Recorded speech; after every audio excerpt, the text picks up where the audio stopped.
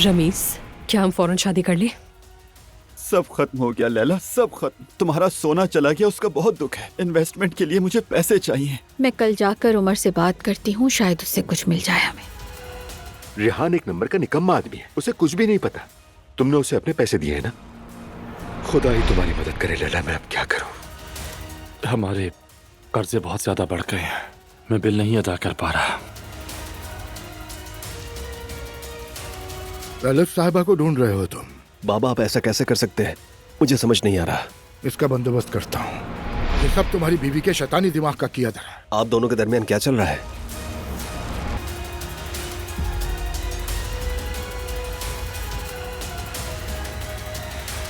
क्या अभी अभी यहाँ से कोई आदमी गुजर कर गया है? सबसे आखिर में दाएं वाले रूम में गया है। ठीक है, बहुत शुक्रिया आपका।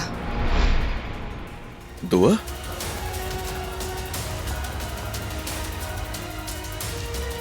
तुम किस हैसियत से पीछा कर रही हो मेरा? तुम्हारा काम ही क्या है यहाँ? तुम्हारी गर्लफ्रेंड है यहाँ? हाँ, या फिर तुम उसका इंतजार कर रहे हो? ऐसा ही दुआ। तो फिर मैं भी यहाँ बैठकर तुम्हारी गर्लफ्रेंड का इंतजार करूंगी।